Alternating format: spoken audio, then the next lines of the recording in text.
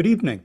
My name's Jason Newton, and I'm here uh, in Tolland virtually, doing a program in a way that I've never done before. So this is a unique experience and a first time for me, but it's also a chance for me to utilize some different ways to bring the story to you in a way that may be more engaging and bring you into the places that are part of the Old Connecticut Path.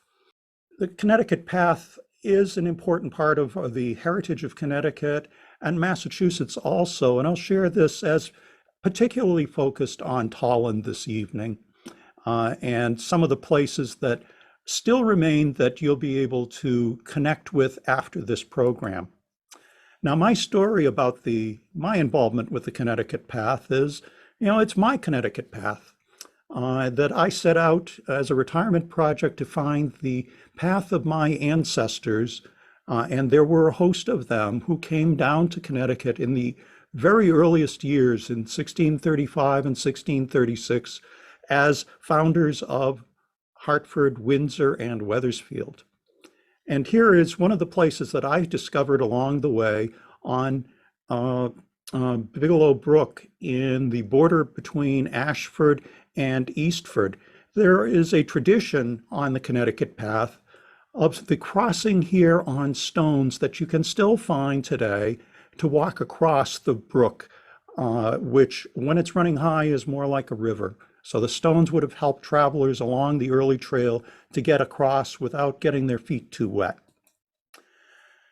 Now, I do have the advantage going back 10, 11 generations to get a family portrait of my ancestors who came down the path. And you'll find them ensconced on the east face of the Connecticut State Capitol. I'm a direct descendant of my ancestor, Thomas Hooker, and his wife, Susanna Hooker. And here on this depiction, Susanna is shown the question had been raised that she was an invalid in this picture. And the truth of the matter was that at that time, Susanna Hooker was traveling 100 miles through the wilderness with 3 children under the age of 7 years old. And so Thomas Hooker, I think even at that early time, understood the wisdom that a happy wife makes for a happy life, providing a way to help her get through the wilderness with these young children made the journey bearable for the family. Now, our family tradition is that the young girl sitting beside her mother was Mary Hooker, and Mary is my direct ancestor who walked to Connecticut alongside her mother, helping to care for her younger brothers and sister on that journey. So this was a journey on foot through the wilderness, and we'll talk a little more about that. My connection further with this is that Reverend Roger Newton, came over to study as one of the first students at Harvard in 1638. And in 1640, after meeting Thomas Hooker, went down to Connecticut and lived with the family in Hartford.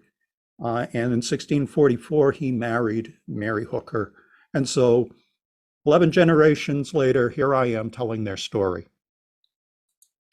Now, at that time, in the very earliest years, the settlements were primarily along the coast, and the interior of southern New England was unknown, and there were no clear maps to guide them.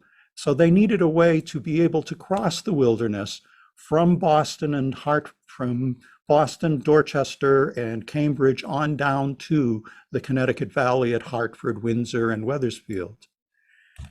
And they had an advantage in being able to cross this wilderness in the native trails that ran through the wilderness from the bay on down to the Connecticut Valley.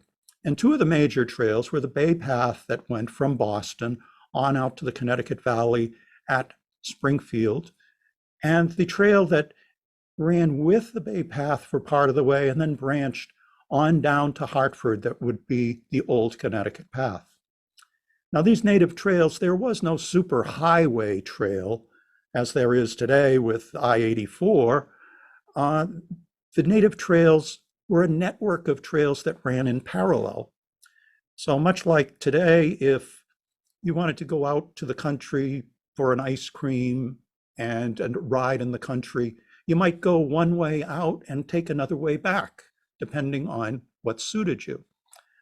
The network of parallel trails enabled the native people and the settlers that followed them to be able to choose the trail within that corridor of parallel trails that was most suitable for the time. For example, in winter, it was not possible to travel down in the valleys because of the depth of the snow depth.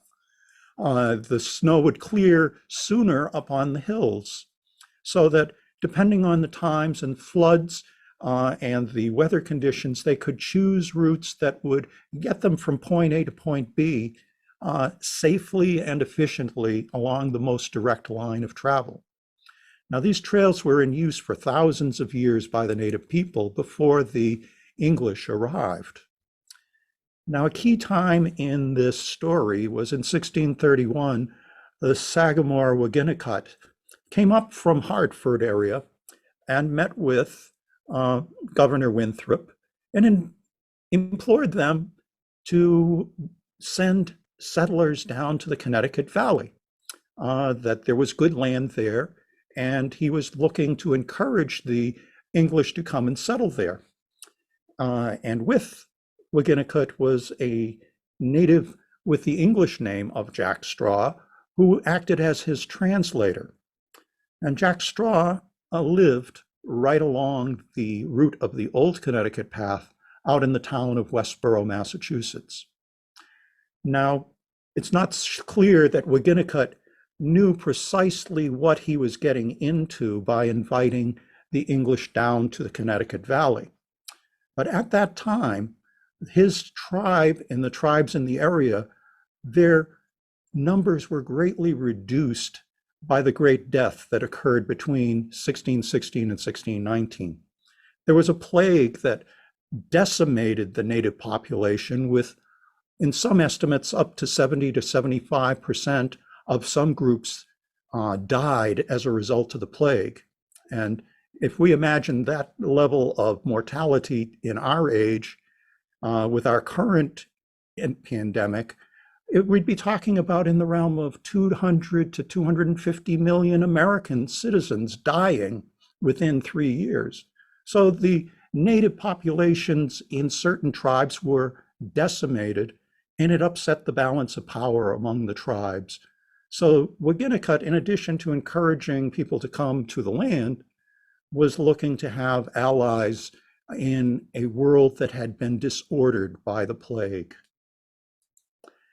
Now, if we go out today, we can find the chain of ponds that served as meeting places along the Old Connecticut Path. And many of them continue to bear the names that would have been familiar to the native people of Cochituate in Natick, and Manchog in Sutton, and Chowbungamog, the short version, in Webster, and even in Tolland here, Shinipsit. And there are a host of other names along the way that remind us of the native presence. Now, these ponds actually served as sort of like in our modern age, we have truck stops along the interstate where we stop and we can get almost anything we need as travelers. Well, as travelers on foot along these trails, the natives over thousands of years had gathering places along the way at these ponds, and they were places where they would gather, meet, and virtually anything they might need for food and shelter they could find close by. Now, there are those who over the years had gone and explored on the shores of these ponds, particularly in the winter when the water levels would be drawn down. And there along the shore they would find the evidence of the presence of the native people and the artifacts that were there laying along the rocky shores of the ponds where the topsoils had been washed away over the thousands of years. And there in the shore were this sample of artifacts that Harry Anderson, who lived 80 years on Manchog Pond in Sutton, collected, and these were his treasures from looking and looking closely along the shoreline. So we know that the native people were here present for thousands of years prior to the arrival of the English. And here in Tolland, I know you have a wonderful collection of native artifacts at the Historical Society that are evidence of this presence for thousands of years. Another way that carries over and may stymie some children and some adults in pronunciation and spelling are the Native American Algonquian place names that you'll find all across Massachusetts and Connecticut. And some close to home here, the wonderful Scungamog and Shinipsit, and others that you'll find, the Chowbungamog, which has been over the years had multiple syllables added on that really have been incorporated in modern times and preserved as reminders of the native presence. Now, the first English travelers down to Connecticut overland that we have a record of was John Oldham, who traveled in 1633. And he, in the journal of John Winthrop again, we have a record that he traveled to Connecticut from town to town and lodged with the Indians along the way, did not record any conflict in travel at that time. There was a tradition, I believe, among the natives that people could travel through, and as long as they were peaceful in traveling, there was no conflict. So Oldham traveled to Connecticut and reported back on the abundance of the land and turned back around and went down with a group of adventurers to Wethersfield and established Wethersfield in the summer of 1633. Now, Oldham was from Watertown, which is located right next to what is now Cambridge, or then was known as Newtown. So he certainly had opportunity to share his experience with the congregation led by Thomas Hooker. And word of the land in Connecticut became an enticement for them to consider relocating their congregation. Because Cambridge, or Newtown, was a landlocked town. There was no room for them to expand westward because other towns had claimed the land all around them. So they did look for other land in Massachusetts and did not find a suitable place. But the word coming back from John Oldham and others who went down as adventurers certainly opened the eyes to the potential for moving to Connecticut. And we have recorded again in Governor Winthrop's journal that in May 31, 1636, Mr. Hooker and most of his congregation left for Connecticut. And his wife was carried on a horse litter, and they drove 160 cattle along the way. Now, there were other groups that went in this time frame from Dorchester and from Watertown, and the period of initial exploration was in 1635, and the greater movements happened in 1636. So it was not a one-shot deal. There was considerable planning in this relocation of congregations to Hartford, to Windsor, and to Wethersfield. One thing I'm going to point out here that I found to be a key in understanding a likely route is that they were driving cows. And you have to consider the needs of cows as you're driving them tell you a lot about the shape of the land and the directions that you would follow. So you may hear me refer to cows and what they knew along the journey. Now, the story of the Old Connecticut Path is one that captured imagination in the 1800s and the 1900s as an adventure into the wilderness, and captured the imagination of those families and genealogists who are looking to record this period of westward expansion. And so along the way, you'll find a number of monuments that were put in place. I do have to say that, some of them are in the realm of George Washington slept here kind of markers, but they're within a corridor generally along a route that would lead from the Bay Area around Boston on down to the Connecticut Valley. And these are across Massachusetts and into Connecticut. Now, in my search for direction, I was looking for ways to go to Connecticut that I might explore. And naturally, you turn to an early authority was Mr. Matthias Spies of Manchester, who was the Manchester historian. And in 1925, he published a map of native trails of Connecticut, and this is a portion of it. And Matthias Spies identified the Nipmuc Trail as one of the routes that you could look at going on down to Connecticut. And my desire was to find a way that you could walk and explore and get a feel for what it might have been like. So I went out and explored the Nipmuc Path, and it looked something like this today. The Nipmuc Path closely follows Interstate 84.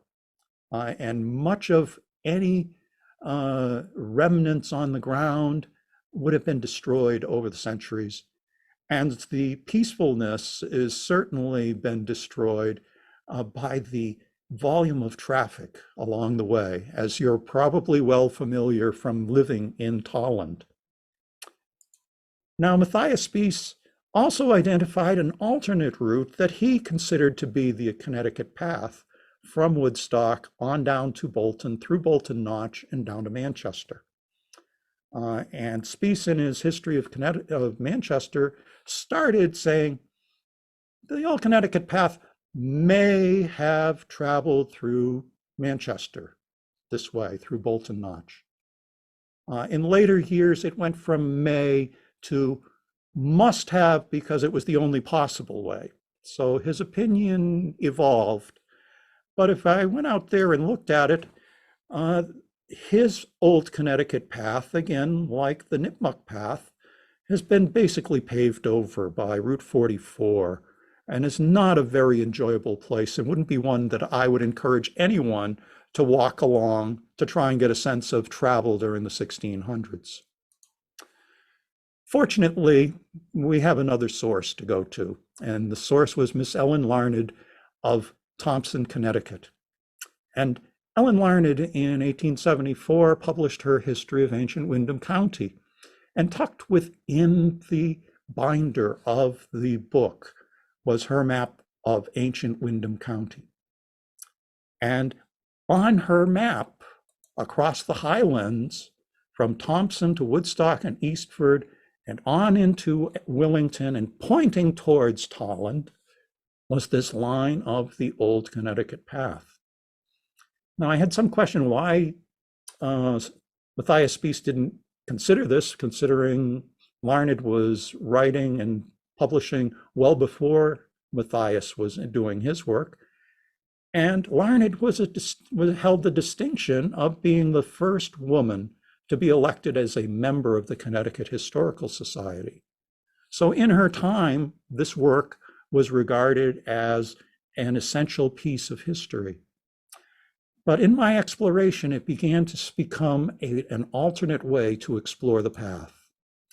And another piece of this was found in the map drawn by David Chisholm, which adapted Larned's map in a way that we could more specifically find locations along the way. And in 1940, Harold Ayres published the result of his research during the 1930s on the Great Trail of New England that ran from Cambridge and Dorchester and Roxbury on down to Windsor, Hartford, and Wethersfield. And Ayres utilized, coming across early Massachusetts, the line of the praying villages and towns established by John Eliot, because they were on a well-known trail. And this brought him out to Woodstock.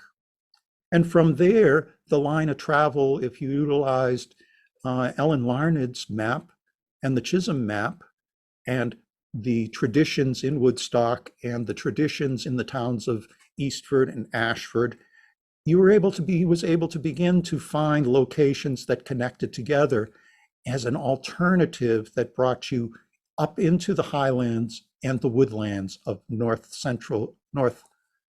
Connecticut. And one of the places that's up there that I found is this ancient path across Pine Hill in Ashford. And Ellen Larned, in her History of Windham County, reported that tradition reported that their encampment, that there was the Hooker congregation on Pine Hill in Ashford. And there was a group that in the early 90s, the Connecticut Historical Commission was charged with doing a study on the Old Connecticut Path and looked at the old maps and research essentially that was compiled by Harold Ayres, and they identified this place as the abandoned road as, again, the most likely candidate for the Old Connecticut Path.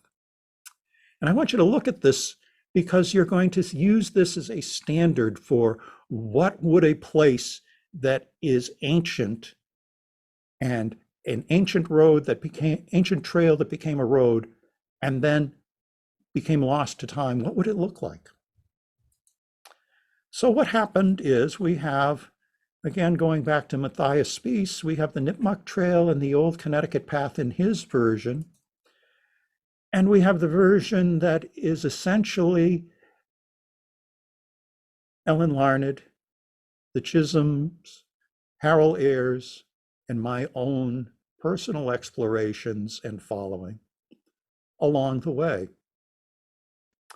And this led to a conflict that was very interesting to untangle because Spiess had a very different view of this. As I said, it went from may to must have gone through Bolton Notch into Manchester. And Ayres was proposing something that didn't quite align with the route that Spiess was espousing. So there was a conflict there that we're going to get into in a little bit here to sort it out. We see that this is Ayres' line of travel, and you can see it's a fairly direct route. If you map it and measure it, it's one of the most direct, efficient routes overland from Cambridge on down to Hartford. But with the publication of the Great Trail of New England, Matthias Spiess was furious. And this was after he'd had ample opportunity that Ayres shared the book with him prior to publication and met with him and sought his input. And after publication, he said, the Great Trail of New England is a willful distortion of historic facts, and the map's a shameful perversion of Connecticut history cover to cover. The letters that I read by Harold Ayres up in the Woodstock Historical Society described his interactions with Spiess, and that Spiess was essentially telling him that the book should be burned. So we have something that was a hot button issue in the time that Ayres' book was published and persisted to some degree going forward. So we'll try to sort it out. I'm here in Willington at a spot on the Old Connecticut Path where it comes down from Willington Center and onto Trask Road. Now, my travel along the Old Connecticut Path and alignment of it matched up fairly closely with the later study by the Connecticut Historical Commission. And they pretty much agreed with the route that Ellen Larned mapped in her History of Windham County, and the Chisholm brothers recorded that became the basis of Harold Ayres' work along for the Great Trail of New England.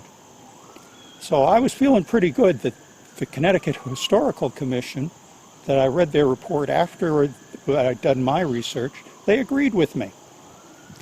But up to this point, the road straight ahead here on Trask Road, we're within a little over a mile to the Willimantic River. But the Connecticut Historical Commission did something totally unexpected right at this spot. Here we are at a point along the way where Connecticut Historic Commission study said, here's the road. We're going to stop right here. And the cows of the congregation in their travels were at this point about a mile from the Willimantic River crossing. And they said, nope, you can't go that way. You got to stop. You got to take a left turn. And what was going on here? Here we are on Trask Road, a mile away from the Willimantic River down the hill. And they're saying, it couldn't happen that way. We had to stop. There's the way it should have gone. And they said, nope, take a left turn. And what did they do? They agreed with Ayres and Barnard and the Chisholm brothers and the local traditions going across the highlands up to this place in Willington. And then they said it had to go to Bolton and Bolton Notch and continue through Bolton Notch because that was the way Matthias Spies said it must have done. Now, there was something they, in all honesty, they were honest in their report. They said in this section from Willington to Bolton, it was the weakest link in their study, in their report, because there were no historic records or maps. There was no tradition of travel along this route, and no one on the ground, there was no on the ground physical evidence. So it really raises a question, that, gee, did they miss something? So we need to take a look at another way to get there. And one of the other ways to get there, that we have a historical record of travel that would have brought us right to where the cows wanted to go, at the crossing of the Willimantic River, right in the area of Route 74 and Nye-Holman State Forest. And this we can find in the map of the survey by Nathaniel Woodward and Solomon Savary, who traveled along the route in 1642, in February 1642.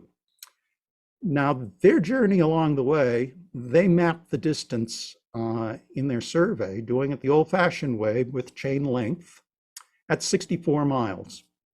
And I did a GPS measure along the route using the markers that they'd set, and it came in at 63 miles. So it's essentially an agreement with them. And it's remarkable that in 1642, they were able to establish with a reasonably close degree of precision the distance between places we can identify today. And one of those places is right at the crossing at Willimantic River in the area of Nye-Holman and Route 74 on the line between Willington and Tolland. So we have a historic record here. And I do have to make a disclaimer here because I'm going to get a little heated later on, that Nathaniel Woodward is one of my great ×9 grandparents. So he's one of my ancestors involved in this story. And they traveled from Providence to Windsor for the purpose of establishing a state boundary. And as we zoom in a little closer on a copy of their actual map, we can see where they marked on the left, you'll see Willimantic River at latitude 4152, and streams and hills across Tolland, across Shinipsit, and to the original Windsor ferry.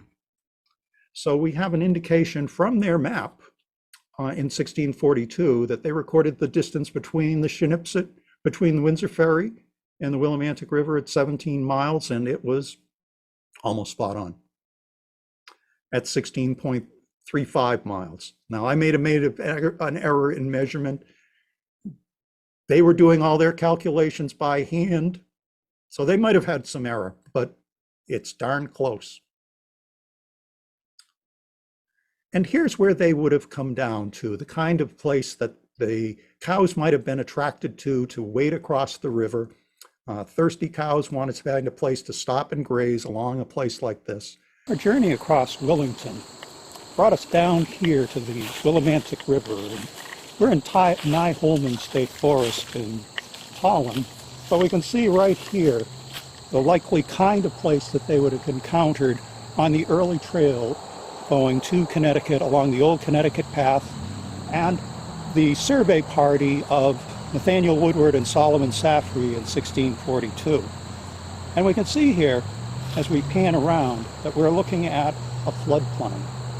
And a floodplain is a good place if you're going to wade the river, because the water will be spread out like you see here and allow for easier crossing. And this floodplain at the Willimantic River and the area of Nye-Holman, excuse me, would likely have been one of the places of native people, the gathering of native people over the thousands of years that they traveled along this trailway as a fishing place in the season of fishing in the spring, during the period when the fish would be coming upstream to spawn. So again, this is one of those places that has a close connection over the centuries prior to English arrival along the path. And even today, I would suspect is one of the places that people come to wade in the river and cast their reels in the water. Now, there's other evidence of early travel of a route that has been passed by time from the Willimantic River, and we can see it in the 1934 aerial survey of Connecticut, that there was another way besides Route 74 that went up over the hills and on to Route 74 and then on to Tolland. And this is a key, I think, to understanding how this fits with the story of the path as it comes into Tolland. So we'll go take a look. And the first place we'll take a look is the land that was known and loved by Madeline Regan along Tolland Turnpike, that her family owned the land through which this ancient road passed. And she had a survey conducted, and the surveyor identified it as the ancient highway.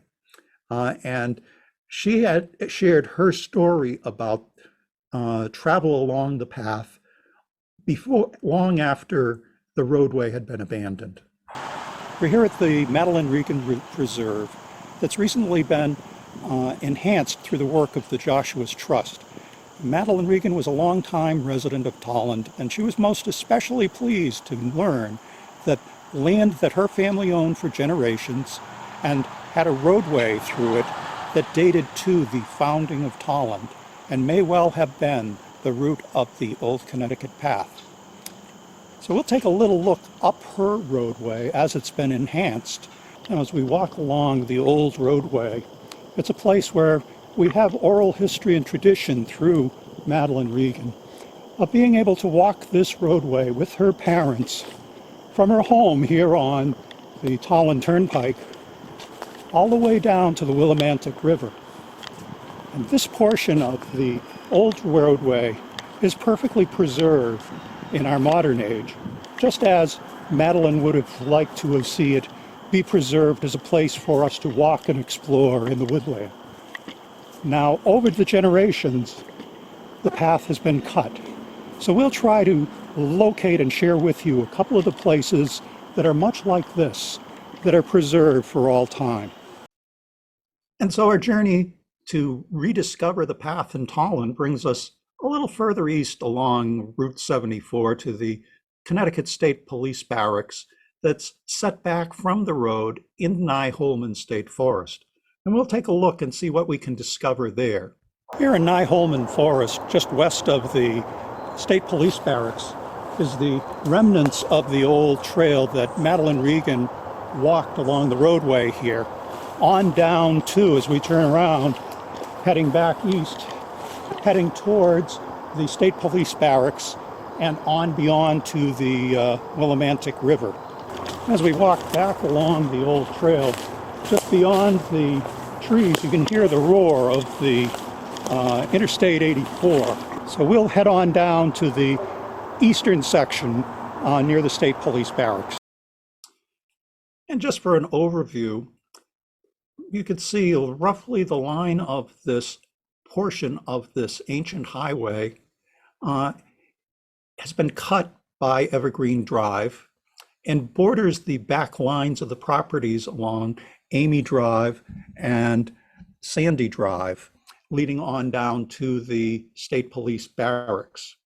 So we'll continue going east towards the Willimantic along this old ancient roadway. We're here on the east side of the State Police Troop Barracks, and in a moment I'll take you down to what may be the best preserved section of the Old Connecticut Path that's been untouched here in Tolland.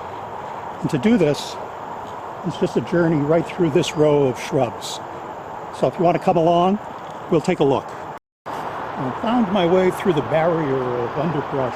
Just beyond that line of brush is the State Police Barracks. And as we turn and look around, we have one of the best preserved pieces of the old way that Madeline Regan followed on down to the Willimantic River. And we'll take just a brief walk down to the end so you can see how it connects together. If we walk down the roadway, you can hear the rumble of Route 84 just over the hill here, and we can see the traffic running by. We have the old route to Connecticut here, and the new route to Connecticut, and the new route to Connecticut over there. Now, as we walk down the hill here, much like the place in Ashford that was identified by the Connecticut Historical Commission as the likely route of the Old Connecticut Path, here's physical evidence of an early travel route that dates back to the beginning of the 1700s when the town of Tolland was settled, and was likely in use even before that as a path followed by the Old Connecticut Path and as part of the survey by Solomon Safrey and Nathaniel Woodward. So you can see it's a beautifully preserved path right here in the middle of Nye-Holman State Forest. So we followed the path all the way to the right-of-way of I-84. And just beyond in the distance there, we can see the sign for exit 69 for Route 74 to Route 44. It continues on the opposite side here into Nye-Holman and then on down to the Willimantic Valley. So now you have the picture of two pieces of the Old Connecticut Path within Nye-Holman State Forest that have been essentially hidden away over the past century and have been cut by the development in Tolland and the building of Interstate 84. The old road continues on down to the Willimantic, and we'll just tie the pieces together here.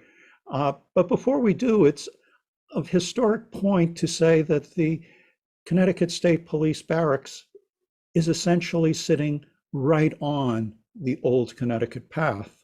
So you might say that those charged today with traveling the roads and ways of Connecticut are also helping to preserve a piece of the old way that was related to the founding of Connecticut.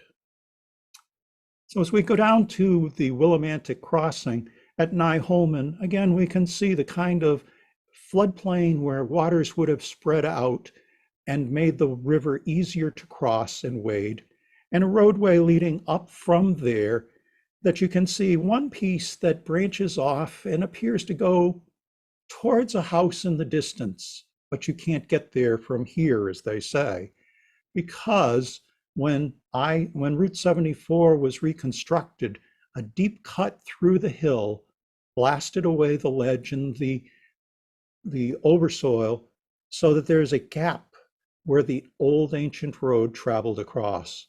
But if you look from above, you can see along a line through this private property, the line of the old roadway that you can also see from Nye-Holman if you look back into the property, and it's beautifully preserved even there going on up to I-84. So going back to the Connecticut Historic Commission and reconsidering, they said from Wilmington to Bolton, that was their weakest link. They didn't have historic records or maps, no tradition of travel, no on-the-ground physical evidence. Now, from that point on Trask Road, where the cows were saying, we're thirsty, we want to get to the river down the hill there a mile, And on through Tolland, we have historic records and maps, thanks to the 1642 survey.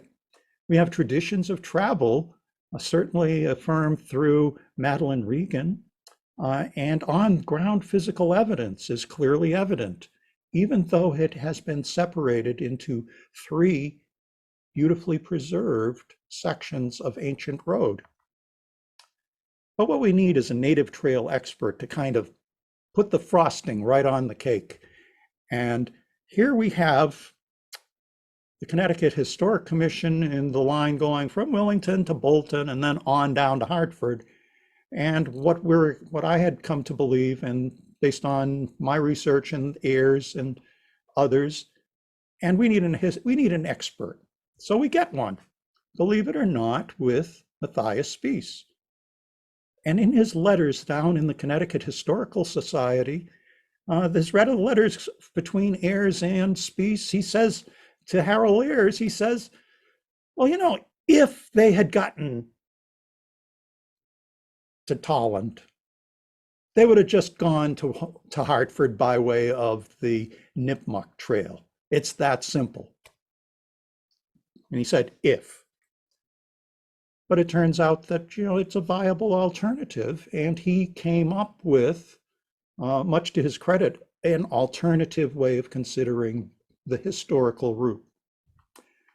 Now, going back to our preserve with Madeline Regan, we owe much to her generous spirit and her sharing of her family story and the connection she had with this path, that we can look west from her preserve and we can see in the distance there the road leading right to Scungamog and on to Torrey Road and over the hill to the Common. So thanks to Madeline Regan and the records that we have for physical evidence and the historic record of the map, even going back to 1642, we have segments in Nye-Holman at the river, at the Connecticut Police Barracks area, in the Regan Preserve, and certainly Torrey Road is an alignment of an early path leading to Tolland Center. So we get to Tolland Center and we have a couple of options. It's one of those, depending on what day it is and what the conditions are, you can go one of several ways. And Tolland is very fortunate to have a local historian who did incredible research on the early settlement of Tolland, going back through hundreds of years of land records to identify from the deeds where the early trails were in Tolland, from Tolland west. And Tim, God bless him, right down to looking at the first deeds for properties that would reference the trails and saying one of the boundaries of the property was on an old road that connected to the path to Windsor as he identified it. The first is going up through past Polk Hill and Paynard's Pond and on towards the Shinipsit. And, oops, let me just bring that back down. Again, going back to our historic record with the 1642 survey and Tim's survey, you can see that there's an alignment between Tim's survey and the survey from Tolland going over the Shinipsit on towards Windsor, and a branch that Woodward and Safrey included in their map that went to the falls of the Connecticut up near Windsor Locks and Warehouse Point. And so certainly in Tim's note on this, he called it the path to Windsor. It would have been the path potentially to the Windsor Ferry area and also a branching path to the falls. And we have another historical reference and validation by none other than Matthias Spiess in his letters to Harold Ayers. He said, well, you know, if Woodward and Safrey had done this survey, here's just how they would have done it. And I've walked the route from Warrenville onto the original ferry, And in his letter, he described it in such detail that today you could follow it right to the original ferry. And I really got to kind of like Matthias Spiess, although he was a little bit irascible and kind of a curmudgeon. You get to hear him tell his stories of going to Bissell Ferry when it was still running and ringing the bell to ride across the river to Windsor, and going up to the falls at Warehouse Point and walking on the rocks across the Connecticut River.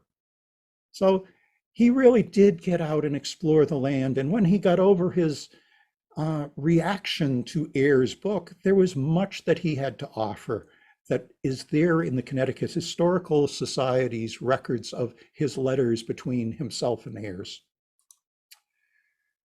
Now, here's where I warned you that Nathaniel Woodward is one of my great-grandparents, and he, along with Solomon Safry, had been derided for centuries since their survey. And most recently in ConnecticutHistory.org, their recording of this, that the troubles started between Massachusetts and Connecticut because of their survey that established the border with Massachusetts. And in the article, and this is an argument that's been in play for hundreds of years, they continued to quote, this was about 10 years ago, they continued to say, these men were sailors, not surveyors. And after determining where things should have lined up in Massachusetts, they got on a boat, sailed around Cape Cod, took a boat up the Connecticut River to Windsor and said, this is where the boundary is. They didn't go across land. They couldn't have. Well, now, I hope by now, since I've shared with you the careful distance mapping that they had done, that we can go out and validate today on their journey from Providence to Windsor, proves that they did indeed travel across the inland of Rhode Island and Connecticut and provide us what I believe would be the earliest detailed map of southern New England in the interior. So that's one of the issues that keeps coming up, and it's an error that no one has called out. And the other is the compound matters. They misaligned the border. They mismeasured it and put it a couple miles below where it should have been. So Enfield and Woodstock and Suffield were in Massachusetts. Now, I have to bring in a little alternative view here. This was a furious discussion at that time. But here's an alternative view. Instead of these guys didn't know what they were doing, here's an alternative view. We bring in William Pynchon. He was the founder of Agawam, which became Springfield, and very well politically connected with the powers that be, with Governor Winthrop in Boston. And William Pynchon made very clear to the folks in Connecticut when they invited him and the people in Springfield to join in the Connecticut colony, he said, no way, no thank you. He did not want to have his land and the community that he founded be part of Connecticut. And one of the things that was a key part of his business was the trading post that he'd established at a place called Warehouse Point, where he had a trading post for the beaver trade with the natives coming from down the Connecticut River. So now the Woodward and Safry established the border for Connecticut with Massachusetts roughly at a point that would be when you cross the Connecticut River on I-91 going up from Windsor. That's about where they thought the boundary should be based on their calculations. And you could say the interpretation that's been in play historically has been it was a gross error and they didn't know what they were doing. But an alternative is it was a clever ploy that kept William Pynchon's business plan in place for the next 130 years. The Warehouse Point area was safely within Massachusetts. So something to be reconsidered by Connecticut historians of an alternative to the story that's been posted on the Connecticut History website. So thank you for taking that. Hopefully someone at the Connecticut Historic Library and Connecticut Historical Society will reconsider the misrepresentations of the Woodward and Saffery survey. But getting back to Tolland, I'm trying to wrap this up. The Nipmuc Path lines up with the route that Tim Gaudier very carefully analyzed the deeds showing there was a route. And it's not precisely aligned with Route 74. Over the centuries, the highway has been aligned to fit the properties. But the original route cut through properties that are now developed and headed on precisely down towards Vernon and on towards the Connecticut Valley crossing. And one of the gifts that Matthias Spies offered us is that he pointed out that the Connecticut Path, the crossing at Hartford, was right in the area of the Bull Kelly Bridge. That in his letter to Harold Ayer, he described it that this was a gravel bank in the river, a gravel bar that at low water, the cattle could walk across the river. So again, we have, in practical terms, the Old Connecticut Path has been built over by the Bull Kelly Bridge and now serves as the new Connecticut Path of I-84. But there is one more piece before we close here that Tim shared in his research that he described as the old Windsor Path from Tolland Green that took a slightly different route. And when you get old in deed references, it must mean that it's really old, going back to the founders when it's from the founding of the town. And he aligned it, leaving from Tolland Green and headed up towards Old Post Road and up at the top of the hill and coming down approximately where now we have the industrial park in Tolland, near the Vernon border and on Gage's Brook. Something like this was the old Windsor Path. If we draw in a little closer, you can see, there is town land that is right aligned with this going up to, excuse me, up to the path. So I took it on myself to do a little research, and I don't have a video because when I went out there to look, there was a rather daunting 8 to 10 foot high bramble row that I didn't want to go through.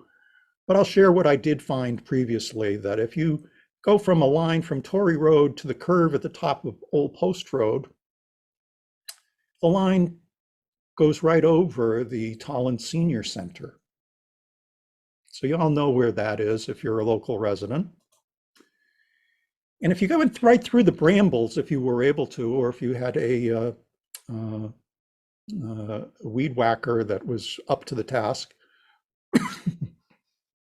on Polk Brook, right behind the Senior Center, in line with where Tim Gaudier said should be a path, you'll find evidence of the old path. You'll find this very large box culvert that was set in Polk Brook. And going up the hill through the town forest, you can find a remnant of the path. That's right in line where Tim, through his deed research, plotted the line of this old Windsor Path. And in a little bit of an oddity in there, there appears to be a cattle path that ran parallel to what's now Old Post Road, running uphill. It wasn't a road because there were all sorts of boulders in the middle of it, but it likely was a dividing line that may have been used to drive cattle along a route where they wouldn't tear up the road, that they'd travel in parallel to the road. So this is all within existing town of Tolland forest land, located to the rear of the senior center and the recreation fields. Our journey across Tolland has brought us here to Gage's Brook on the border with Vernon. And Gage's Brook has a part in the story of the Old Connecticut Path as it crossed Vernon and down into the Connecticut Valley, because Gage's Brook has its source in the foothills upstream here in Tolland.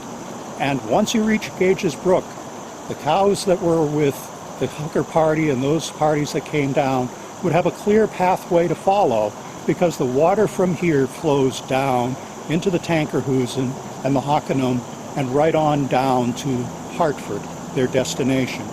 And our journey across Tolland, if we were traveling on foot, could bring us here along the Windsor Trail to Gage's Brook. And a couple of things come to mind as we bring our program to a closure on this section of the presentation, that the Connecticut Path connects to the trail systems across Vernon and Manchester and East Hartford on down to the Hartford River crossing. And I'm going to suggest to you, as part of a project that I'm interested in helping to see come to fruition, a heritage trail that would run from Thompson on down to Hartford. And the portion here through Tolland, there are many pieces that I'll share with you, which I think you could utilize here in town with the conservation groups and the historical groups to develop a walking trail that would lead from the Willimantic on down to Gage's Brook, and to join with following the Windsor Trail on down into Vernon and continue on to Hartford. Now, I've had the pleasure and privilege over the years of bringing people on walks on portions of the path into places like in Eastford, where they actually put up a banner and markers at Crystal Pond, and in Ashford and in Woodstock and Willington and Vernon. And anytime that an opportunity has been provided by the historical societies, the conservation groups that have sponsored these, there's been an incredible interest and turnout of people wanting to come and experience something where they can walk in the woods and have a connection with the story of people, of the native people, and of those first travelers and founders who came down to Connecticut. So now I'm going to propose this to you as something that would be a follow-up for you, and it's not going to be an immediate resolution of something that you're going to be able to get done, but we can put a target date for future on this, that the 400th anniversary of this founding of Connecticut as a colony will be coming up in the era of 2033 and 2036. And I think it would be a wonderful opportunity for the people of Connecticut to create a place that would commemorate the passage of those pioneers, and also by virtue of the beauty of the lands that are still preserved along the route, a place that really is a connection with the land that would have been known by the native people who traveled along the trail for thousands of years. So as we go through our story and bring it to an end, I want to thank you for staying with me. It's been a pleasure to share this with you, and I hope that you've enjoyed the experience.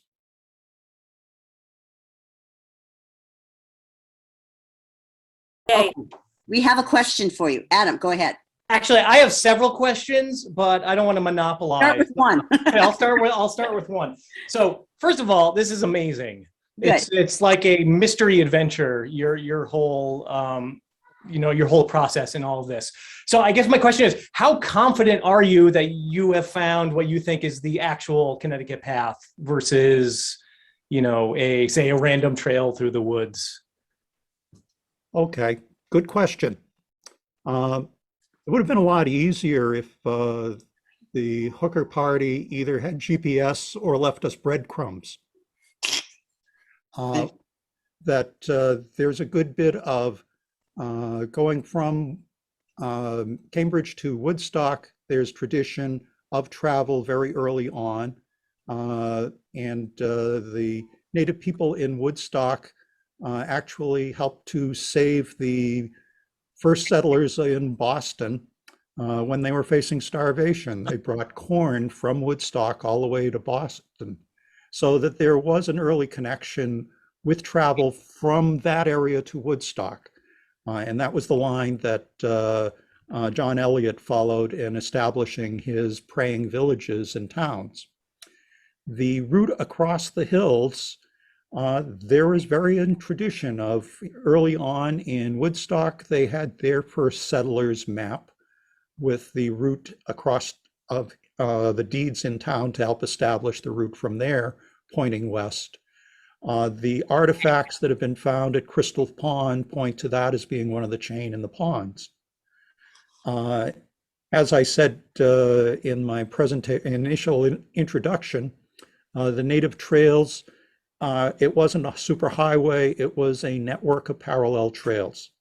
And so the route that I believe that we found through the Ayers and Larned descriptions and the Solomon Safri map and record gives us some basis for saying there was a way of travel through here.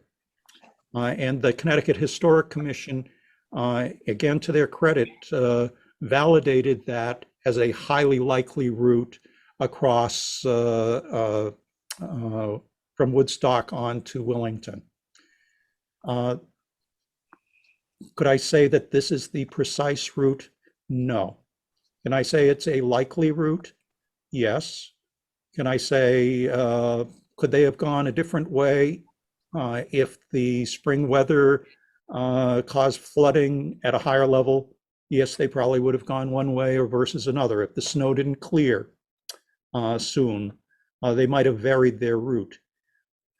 The thing that I found important was finding some tradition of a line of travel and finding places that you can go out in the woods and find that give you at least a feeling of what that experience might have been. Because, you know, I make the comparison to, it's coming up with Thanksgiving that down there in Plymouth, they have this giant rock that's been chipped away over the centuries. And we all go on down there to see it. But is there anyone that really thinks that they backed the Mayflower up so that they could step on that precise rock, that was where they landed? It's a place to commemorate an event. And what I'm looking at with the places that I have found and had opportunity to share are places that I think that we can commemorate that passage of the early pioneers. And I think really important in our discussion is the heritage of this kind of travel of the native people and their presence, which has been largely forgotten over the centuries. Long answer. Good question with a very long answer, but I do think there's something there that we can use as a touchstone to help us connect with the story. Okay, we have a question in the chat and a comment from Anne to everyone. A fascinating program. Did the path go through Mansfield? That's the beginning. And did the Nipmuc Trail, the Nipmuc Trail goes through the Mansfield to Willington? Do you want to comment on that? And then Adam, we'll come back and forth to you since you have many questions. How's that? Okay. All right. Take that. The Mansfield, oh, I think we're getting, okay, that's better. Mansfield was certainly on the line of travel that Harold or Matthias Spies in his map of the Old Connecticut Path would have indicated, because if you get on Route 44 up there about in the area of Eastford and head west on through Mansfield and on towards Bolton and down the hill to Manchester. That was essentially the line that he espoused as the route of the Old Connecticut Path. When he said in the history of Connecticut Path of Manchester, he said, it may have come this way. And it certainly was an important route of travel, but it wasn't the only route of travel. So going back to my earlier comments on trails having alternate routes or parallel routes, it's certainly possible that there was a trail and travel that would have been closer to and across Mansfield at that time. At this juncture, because we don't have breadcrumbs or GPS, we can't say precisely that that's the case. My feeling, and this goes to something that I discovered in this whole process of, was that in this era that they were traveling, they were dealing with climate change much as we are dealing with it, but they were dealing with it in reverse. They were dealing with a cycle of extreme cold. Mm-hmm. And extreme cold had a couple of effects on travel. That travel had to be later in the spring, and the first places to clear would have been in the highlands for a couple of reasons. Those of you who may live in a valley know that the cold air settles into the valleys, and if you have heavy levels of snow and extreme cold, that snowpack is going to stay longer in the valley and begin to thin on the highlands. So that was part of the attraction of looking at up over the hills, that we might actually find more artifacts or more evidence. We have some more questions. Oh, excuse me. Okay, just to finish off on that, the other part of this is that trails down in the valleys, there would have been trails that might have been summertime trails. During that area, summer was a short period. And over the course of centuries, those trails in the valleys likely have been plowed under through settlement and construction. So most traces would be erased. Okay, more questions. Okay, Adam, we'll go back to you again. Oh, my other question is kind of frivolous. So I had found your videos online on the Old Connecticut Path, I don't know, 5 years ago, a number of years ago. And if anyone hasn't seen his videos, you can just, if you Google Old Connecticut Path, you'll find them, and you can spend many an evening watching them, and they're great, and I love them. So I'm wondering, in your travels, as you're exploring this, have you had encounters with people, I don't know, property owners or just people you found on along your your journeys here? Any interesting experiences or encounters with people, or like, what are you doing here walking through the woods? Part of that exploration phase, I did have to be mindful of people's private property, that I was wandering the woods, and certainly there's an advantage in this part of the country that people are wandering in the woods, maybe hunting and doing other things. And but if the land was posted and restricted, then I would find a way to work around that. I did encounter some people who were interested in this, and some who actually came up to me afterwards when I was doing presentations and saying, yeah, I had heard long before when I bought my property that the path went right along the edge of my property. And this happened in Eastford and Ashford, in Woodstock. And I haven't had it happen here in Tolland, but yes, there are people that, it's kind of handed down as like a tradition thing that, the new owner needs to know that there's a history, that a tradition of a path going by their property or through it. So it kind of affirmed something that they knew, but no one else had sort of pieced together. I guess I was looking at piecing together all these traditions and places. Okay, Next, there's a comment from Chris, and I think it's just a comment, and that is, I know of a wagon wheel that was found on Old Post Road. Okay, and we move on to Rob Hoskins, who says, at the end of the presentation, I didn't see mention of Bolton Notch. Was there a path from Tolland to Bolton Notch, such as Tim Gaudier might have mapped out? Okay, to Bolton Notch, to my knowledge, I didn't find anything that was as deeply researched as Tim Gaudier's work. And again, you in Tolland have the advantage of a monumental work going through town records to establish these trails. The route through Bolton Notch, Matthias Spiess didn't cite any specific records of, to the extent that Tim would be able to say. He was citing more tradition, and certainly historically we know that that route was indeed an important route of travel, but it wasn't the only route of travel.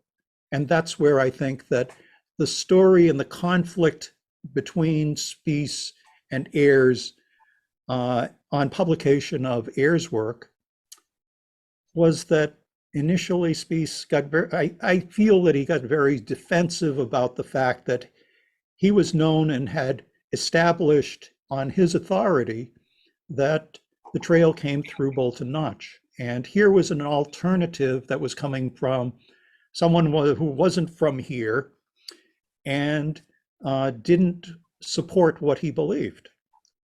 But to his credit, in those letters between himself and Ayres, you get an understanding of the breadth of what he really did know, and he actually had a solution for an alternate route that I shared with you that ties things together as here's an alternative. So I think in terms of, again, going back to my issue is, I was looking for places that we could use as kind of touchstones that you walk into them and they give you a sense of what it was like to make this journey. I couldn't find that traveling on 84. I couldn't find that traveling on 44. But up there in the hills and on this ancient road and that piece of the old Windsor path that runs right behind the senior center, I found pieces that have that sense of connection and that are preserved remarkably here in Tolland specifically in a way that's accessible to the public. Long answer again to your question about Bolton Notch. I don't know of any historic record to the extent of Tim Gaudier's work. In my research, there was only one other place that I came across someone that did something similar, and that was in Ashland, Massachusetts. And that was a century ago.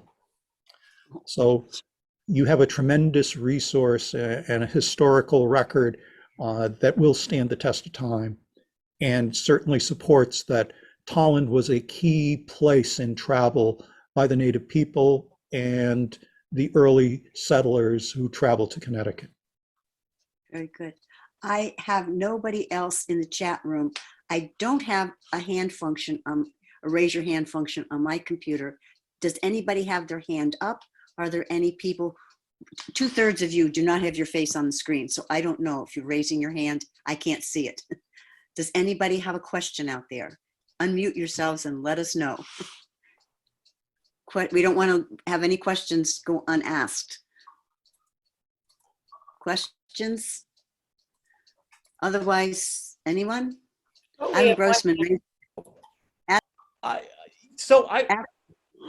Sure. So I'm curious, how do you go about researching this, right? And then maybe this is kind of a meta question, but you had talked about, was it Ellen Larnard? Right. Finding an old map somewhere.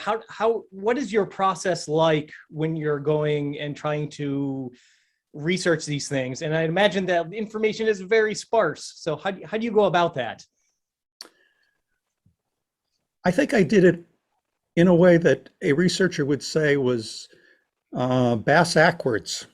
that I started by going and looking. And then along the way, I was looking at, well, where could I find things? And ultimately wound up with, coming across Harold Ayer's book, which was out of print. And he had many of the pieces. And so it became a guide in a way to go out and, in essence, do the field work, the legwork to say, could this have worked as a path? And then diving into the resources of the Woodstock Historical Society that has members that have been interested in the Old Connecticut Path for the past century as a part of their town history, and the records that they had, beginning to tease together some of the places that I could look at as potentially on the ground locations. And I've been fortunate to have that level, given that there were no journal entries, and certainly because the travelers at that time, coming from England, this was like, arriving in a foreign land of unknown wilderness. It was, and they were not pioneers, adventurers. They were middle-class people and tradespeople who were doing this travel. This was unlike anything they would have experienced. So they were so busy doing it that no one was calculating or trying to draw a map or write a record.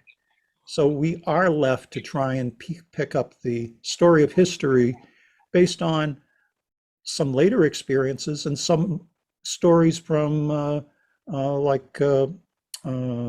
excuse me, I'm just kind of losing my focus here. Some of the stories that were local history stories that you begin to piece together with the maps that were developed. I'm sensing there might be a small interest group amongst those who are on screen to go see some of the areas in town that were suggested tonight. And perhaps maybe the next step is for us to actually plan a program when the weather is nice to actually go see some of the places that were identified. And I think that may be a program or 2 or 3. So I think we've spent a good hour and a half of having our interest piqued and had some fun tonight. And I want to thank Jason. I want to thank all of you for your time this evening.